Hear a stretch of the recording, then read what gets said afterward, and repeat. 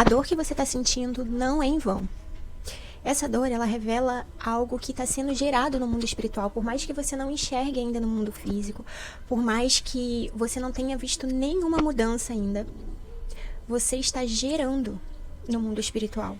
E como que acontece o processo de gerar um bebê, né? Quando você recebe ali a notícia da gravidez, por exemplo, você recebeu uma notícia de que algo iria mudar na sua vida, uma promessa do Senhor talvez, ou algo que você começou a orar especificamente, o Senhor confirmou que iria fazer na sua vida, e daí você começa a buscar no Senhor. Todas as orações que você faz, você está gerando isso, é como a gente chama de útero espiritual, né? Você está nutrindo, é como se fosse um cordão umbilical entre o mundo físico e o mundo espiritual.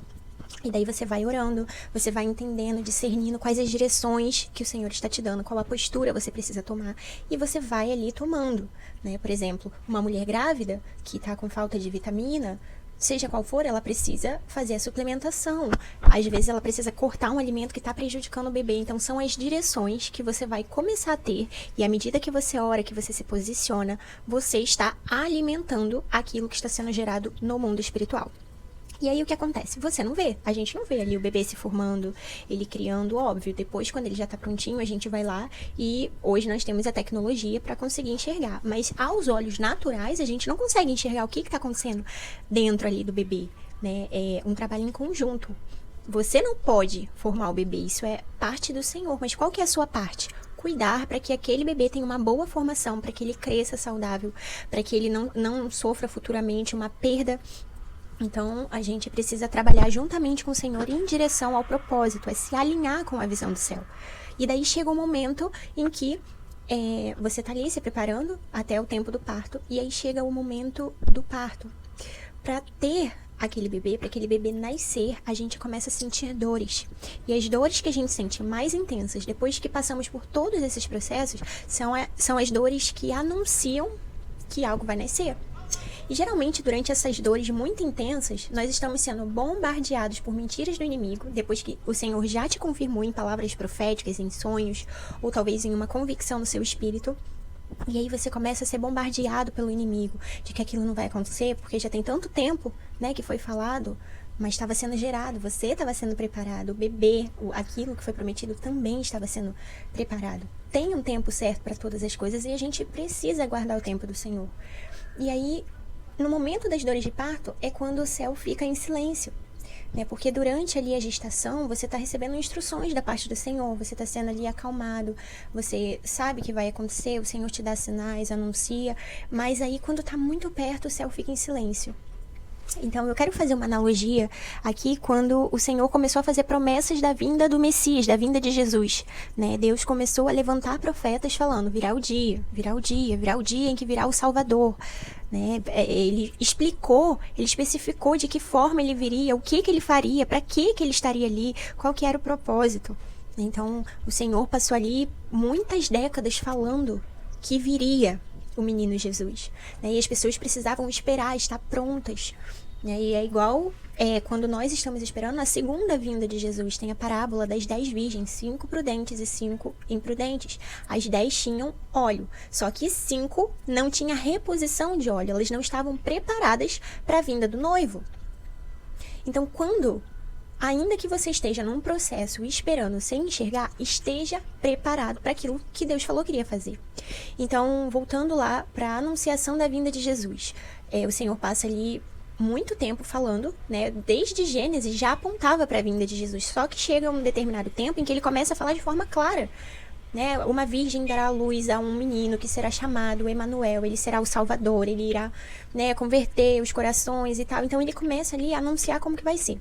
Depois que ele anuncia, ele mostra para as pessoas, e as pessoas precisam acreditar naquela palavra. Tem ali um período interbíblico, que nós chamamos, né, pelas doutrinas cristãs, de período interbíblico, que é onde Deus fica em silêncio. A gente pode conjecturar que ele não estava em total silêncio, né? Ele possivelmente se movia ali de forma mais silenciosa, mas ele parou de falar sobre a vinda de Jesus, né? Então ficou ali aquele tempo de silêncio 400 anos. Então veja, as pessoas tiveram a promessa, tiveram apontamentos, muitas direções para que se preparassem, e depois um período de silêncio de 400 anos. Até que lá em Mateus começa falando sobre o nascimento de Jesus, o cumprimento da promessa. Então, só porque passou tanto tempo, não significa que a promessa não iria se cumprir. Aconteceu exatamente como o Senhor tinha falado.